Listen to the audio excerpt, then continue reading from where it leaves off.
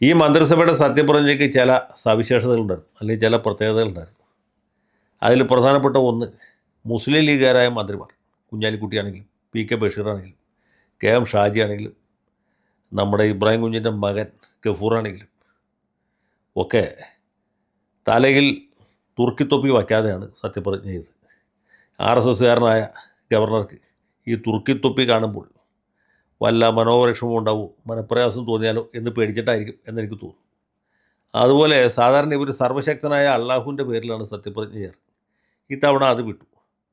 ആ ദൈവനാമത്തിലാണ്, കുഞ്ഞാലിക്കുട്ടി മാത്രം സ്രഷ്ടാവിൻ്റെ നാമത്തിൽ എന്ന് അല്പം ഭേദഗതി ചെയ്ത് പറഞ്ഞു എന്നേ ഉള്ളൂ. അതൊഴിച്ചാൽ ബാക്കി കാര്യങ്ങളൊക്കെ ഭംഗിയായിട്ട് നടന്നു. പിന്നെ ഈ ചടങ്ങിനൊരു സവിശേഷത ഉണ്ടായിരുന്നത്, ചടങ്ങിൻ്റെ തുടക്കത്തിലും അവസാനത്തിലും വന്ദേമാതരം ആലപിച്ചു എന്നുള്ളതാണ്. വന്ദേമാതരം ആലപിച്ചു എന്ന് മാത്രമല്ല, ഇത് ഏതാണ്ട് 3-4 മിനിറ്റ് എടുത്ത് ഈ ഗാനത്തിൻ്റെ ആദ്യാവസാനം ആലപിച്ചു എന്നുള്ളതാണ്. ആദ്യാവസാന ആലോചനൊന്നും നമ്മുടെ നാട്ടിൽ പതിവുള്ളതല്ല. സുബലാം സുഭതാം സസ്യശ്യാമളമൊക്കെ പാടി നിർത്തുക പതിവ്.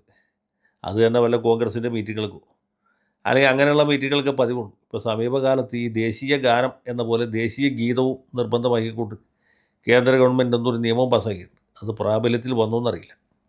ഗവർണർ പങ്കെടുക്കുന്ന പരിപാടികൾക്ക് വന്ദേമാതരം നിർബന്ധമാക്കിയിട്ടുണ്ട്. പിന്നെ ഇദ്ദേഹം RSSകാരനായതുകൊണ്ട് സ്വാഭാവികമായിട്ടും വന്ദേമാതരം ആലപിച്ചു. മുഖ്യമന്ത്രി സതീശൻ തന്നെ പറഞ്ഞത് ഈ വന്ദേമാതരം ആലപിക്കും എന്ന് അറിഞ്ഞിരുന്നു, പക്ഷേ ഇത്രയും സുദീർഘമായ ആലാപനം ഉണ്ടാവും എന്നാരും ധരിച്ചില്ല എന്നാണ്. സ്വാഭാവികമാണ്. അപ്പോൾ ഇതൊരു അവസരമായിട്ട് എടുത്ത് ഗവർണർ വന്ദേമാതരം തുടക്കത്തിലും അവസാനത്തിലും ആലപിച്ചു. സാധാരണ അവസാനത്തിൽ വന്ദേമാതരം അല്ല, ജനഗണമനയാണ് നമ്മുടെ നാട്ടിൽ പതിവുള്ളത്. ഏതായാലും പുതിയ ഗവർണറാണ്, RSSകാരനാണ്. അപ്പോൾ പുതിയ ചില കീഴ്വഴക്കങ്ങൾ പുള്ളി തുടങ്ങി വെച്ചു എന്ന് വിചാരിച്ചാൽ മതി. അദ്ദേഹം തന്നെയാണ് ഗവർണർ രാജ്ഭവനിൽ, ഇപ്പോൾ ലോക് ഭവൻ എന്നാണ് പേര്, ലോക് ഭവനിൽ ഭാരതാംബയുടെ പടം വെച്ച് ആ പരിപാടികൾ നടത്താൻ തുടങ്ങിയത്. നമ്മുടെ മന്ത്രിമാരായ P പ്രസാദ്, K രാജൻ എന്നിവർക്കൊക്കെ ഭയങ്കരമായിട്ട് വിപരീത വികാരം ഉണ്ടാകുകയും ചെയ്തു. പക്ഷേ ഇത്തവണ ആളുകൾക്ക് അത്ര വലിയ വിപരീത വികാരം ഉണ്ടായില്ല. സതീശൻ പോലും അതിനെ വളരെ ലൈറ്റായിട്ടാണ് എടുത്തത്. മീഡിയ വൺ ചാനലിൽ മാത്രമാണ് ചെറിയൊരു അസ്കിത തോന്നിയത്. കാരണം എന്താ വെച്ചാൽ, ഇവിടെ ഈ വന്ദേമാതരമൊക്കെ കേരള മണ്ണിൽ, നവോത്ഥാന കേരളത്തിൽ ആലപിക്കാന്ന് വെച്ചാൽ ഭയങ്കര മതേതര സങ്കല്പത്തിനുള്ളൊരു തിരിച്ചടിയായിട്ടാണ് അദ്ദേഹത്തിന് തോന്നിയത്, അവർക്ക് തോന്നിയത്. പിന്നെ അതിൽ വലിയ ഈർഷ്യ തോന്നിയ, അസഹ്യത തോന്നിയ ഒരാളുണ്ടെങ്കിൽ നമ്മുടെ മിസ്റ്റർ മരുമകനാണ്. അതായത് പിണറായി വിജയൻ്റെ മകളെ 2ാം കെട്ട് കെട്ടിയ മുഹമ്മദ് റിയാസ് എന്നൊരു ചെറുപ്പക്കാരനുണ്ട്. അദ്ദേഹം കഴിഞ്ഞ 5 കൊല്ലമായിട്ട് MLA ആയിരുന്നു, മന്ത്രിയുമായിരുന്നു. ഇപ്പോൾ പ്രതിപക്ഷത്ത് ഇരിക്കുന്ന അപൂർവ MLAമാരിൽ ഒരാളായിട്ട് പുള്ളി കണ്ടിന്യൂ ചെയ്യുകയാണ്. അപ്പോൾ അതേ നോക്കിയപ്പോൾ ഇത് മതേതര മൂല്യങ്ങൾക്ക് വലിയൊരു ആഘാതമായിട്ടാണ് തോന്നിയത്. സ്വരാജിന് പോലും അത് തോന്നിയില്ല. തോന്നിയാൽ തന്നെ പുള്ളിക്ക് അത് പറയാൻ തോന്നിയില്ല. പറയാതിരിക്കാനുള്ള വിവേകമുണ്ടായി. കാരണം ഇപ്പോൾ സംസ്ഥാനത്തെ രാഷ്ട്രീയ കാലാവസ്ഥ മാറിക്കൊണ്ടിരിക്കുകയാണ്. മാർക്സിസ്റ്റുകാരോട് ഇപ്പോൾ ജനങ്ങൾക്ക് ഭയങ്കര ബഹുമാനമാണ്, പണ്ടത്തെ പോലെയല്ല. SFIക്കാർ DYFIക്കാരുടെ തലയിൽ മുണ്ടിട്ടാണ് നടക്കുന്നത്. കാരണം അവരുടെയൊക്കെ പ്രയത്നഫലമായിട്ടാണ് ഈ പാർട്ടി മുന്നണി 35 സീറ്റിലേക്ക് ഒതുങ്ങിയത്.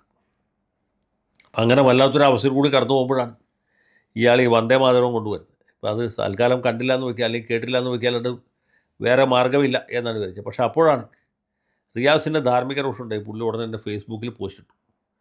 ഈ വന്ദേമാതരം ആദ്യാവസാനം ആലപിച്ചത് രാജ്യത്തെ ഭരണഘടനാ മൂല്യങ്ങൾക്ക് ഏറ്റവും വലിയ തിരിച്ചടിയാണ്, ഇത് സമ്മതിച്ചു കൊടുക്കാൻ പാടില്ല.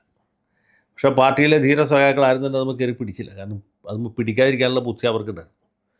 പാർട്ടിയുടെ മുസ്ലിം വോട്ട് ബാങ്കും നിശേഷം തകർന്നു. ഹിന്ദു വോട്ട് ബാങ്കുകാരാണെങ്കിലും ലിക്വിഡേഷൻ്റെ വക്കിൽ നിൽക്കുകയാണ്. ഇതുപോലെയൊക്കെ ചെയ്തിട്ടാണ് പശ്ചിമ ബംഗാളിൽ തൃണമൂൽ കോൺഗ്രസ് ആദ്യം മുന്നേറുകയും പിന്നീട് BJP ആ സംസ്ഥാനം പൂർണ്ണമായിട്ടും കൈക്കലാക്കുകയും ചെയ്തത്. ഇതുപോലെയൊക്കെയുള്ള പ്രതികരണങ്ങളും ഇതുപോലെയുള്ള ഫേസ്ബുക്ക് പോസ്റ്റുകളും കാരണമാണ് ത്രിപുരയിലും ഈ പാർട്ടി ഇല്ലാതായത്. ഇനി കേരളത്തിലും കൂടി ഇല്ലാണ്ടായാൽ പിന്നെ എവിടെ പോയി പിരിക്കും, എങ്ങനെ ഊണ് കഴിക്കും എന്നുള്ള ചിന്താഗതി എല്ലാ മാർക്സിസ്റ്റുകാരുടെയും മനസ്സിലുണ്ട്. അമ്മായിയപ്പനും മരുമോനും കൂടി പാർട്ടി ഒരു വഴിക്കാക്കി എന്ന് ഇവർ പരസ്യമായിട്ടും സാമാന്യം രഹസ്യമായിട്ടും ഒക്കെ പറയുന്നുണ്ട്. അപ്പോൾ ഇങ്ങനൊരു കാലത്തെ കൂടി കടന്നു പോകുമ്പോഴാണ് ഈ റിയാസ് അനവസരത്തിൽ വന്ദേമാതരവും പൊക്കി പിടിച്ചിട്ട് വന്നത്. ലീഗുകാർ പോലും അത് കേട്ടായിട്ട് ഭാവിച്ചില്ല. കാര്യം സാദിഖലി തങ്ങളുണ്ടായിരുന്നു, കുഞ്ഞാലിക്കുട്ടി സാഹിബ് അടക്കം എല്ലാ ആൾക്കാരും അവിടെ ഉണ്ടായിരുന്നു. ആരും ഈ വന്ദേമാതരത്തെക്കുറിച്ചൊരു അക്ഷരം വേണ്ടിയില്ല. എന്ത് വന്ദേമാതരം, ഏത് വന്ദേമാതരം, മിണ്ടാതിരിക്കുന്നതാണ് ബുദ്ധി എന്നവർക്ക് തോന്നി. തുർക്കിത്തോപ്പി ഉപേക്ഷിക്കാമെങ്കിൽ പിന്നെ വന്ദേമാതരം കേൾക്കാനാണ് ബുദ്ധിമുട്ട്. അതൊക്കെ കാലമാറ്റത്തിൻ്റെ ഭാഗമായിട്ട് എടുത്താണ്. നെഹ്റുവിൻ്റെ ഇന്ത്യ അല്ല, വാജ്പേയിയുടെ ഇന്ത്യ പോലും അല്ല, മോഡിയുടെ ഇന്ത്യയാണ്. അപ്പോൾ ഈ വക കാര്യങ്ങളൊക്കെ അല്പം സ്വല്പം ഒരു കരുതലും ജാഗ്രതയും സംയമനവും വിട്ടുവീഴ്ച മനോഭാവമൊക്കെ ഉണ്ടാകുന്നത് നല്ലതാണ്. അതുകൊണ്ടാണ് അവരാരും ഇപ്പോഴും പ്രതികരിക്കാത്തത്. മീഡിയ വൺ ചാനൽ നടത്തുന്നവർക്ക് എന്തും പറയാം. പക്ഷേ റിയാസ് ഇങ്ങനെ പറഞ്ഞത് സത്യത്തിൽ പാർട്ടിക്കകത്ത് തന്നെ രണ്ടഭിപ്രായം ഉണ്ടായിട്ട് ഇങ്ങനെ പറയാൻ പാടില്ല. പിണറായി സഖാവ് പോലും പറഞ്ഞില്ല. ഈ തലയിരിക്കുമ്പോൾ വാലാടേണ്ട ആവശ്യമില്ല. പാർട്ടി സെക്രട്ടറി ഗോവിന്ദ മാഷും പറഞ്ഞില്ല. പിന്നെ റിയാസാണ് ഈ വക കാര്യങ്ങളെക്കുറിച്ച് പറയുന്നത്. പുള്ളി ആരാണ് എന്നൊരു അഭിപ്രായം പാർട്ടിക്കാരുടെ ഉണ്ട്. ഏതായാലും ഈ ബി ജെ പിക്കാർ ഇപ്പോൾ ഇദ്ദേഹത്തെ മുഹമ്മദ് അലി ജിന്നയുടെ അവതാരമായിട്ടാണ് വാഴ്ത്തിക്കൊണ്ടിരിക്കുന്നത്. മുഹമ്മദ് അലി ജിന്നയാണ് പണ്ട് വന്ദേ ഭാരതത്തെ എതിർത്തതെന്നാണ് ബി ജെ പിക്കാർ പറഞ്ഞത്. അതിനു മുമ്പ് തന്നെ എതിർപ്പുണ്ട്. ബംഗാൾ വിഭജനത്തിൻ്റെ കാലത്ത് തന്നെ ഈ വന്ദേ ഭാരതത്തോട് എതിർപ്പ് ആരംഭിച്ചിട്ടുണ്ട്. കോൺഗ്രസ് വേദികളിലൊക്കെ വന്ദേ മാതരം ആലപിക്കുന്നതിനെ അന്നത്തെ ലീഗുകാർ എതിർത്ത ചരിത്രവും പാരമ്പര്യമുണ്ട്. സഖാക്കളെ ഈ കാര്യത്തിൽ അന്ന് എന്ത് നിലപാടെടുത്തത് നമുക്കറിയില്ല. കാരണം ആ കാലത്ത് ഈ വന്ദേ മാതരം എഴുതുന്ന കാലത്തും പിന്നീട് വളരെ കാലത്തേക്കും രാജ്യത്ത് കമ്മ്യൂണിസ്റ്റ് പാർട്ടി ഉണ്ടായിരുന്നില്ല. പിന്നെ ഉണ്ടായി വന്ന് അതിന് സാമാന്യമായിട്ട് വേര് പിടിച്ചൊക്കെ വന്നപ്പോഴത്തേക്കും ഇന്ത്യക്ക് സ്വാതന്ത്ര്യം കിട്ടി എന്നുള്ളതാണ് ചരിത്രം. ഏതായാലും വന്ദേ മാതരത്തെ എതിർത്ത ഇദ്ദേഹം ഇപ്പോൾ ബേപ്പൂർ ജിന്ന എന്ന പേരിലാണ് അറിയപ്പെടുന്നത്. പുള്ളിക്ക് ഇനി എത്ര കാലം ഈ നിലയ്ക്ക് പാർട്ടിയെ മുന്നോട്ട് കൊണ്ടുപോകാൻ കഴിയും? ഇപ്പോഴുള്ള ഹിന്ദുക്കളും കൂടി വേറെ വല്ല പാർട്ടിയിലേക്കും പോകുന്ന കാണാൻ പുള്ളിക്ക് അവസരം ഉണ്ടാകുമോ, അതിനുള്ള സാഹചര്യം ഉണ്ടാകുമോ എന്ന് പറയാനും ഞാൻ ആളല്ല. ഏതായാലും റിയാസ് ഉറച്ചു തന്നെ നിൽക്കുകയാണ്. അദ്ദേഹത്തിൻ്റെ അഭിപ്രായത്തിൽ നിന്ന് അണുവിടാൻ പുറകോട്ടോ മുമ്പോട്ടോ മാറാൻ പുള്ളി തയ്യാറില്ല. അതുകൊണ്ട് വന്ദേ മാതരം തുലയട്ടെ, ദേശീയോത്ഗ്രഥനം ശക്തമാകട്ടെ, മതേതരത്വം വിജയിക്കട്ടെ എന്നാണ് അദ്ദേഹത്തിൻ്റെ അഭിപ്രായം. ലാൽ സലാം.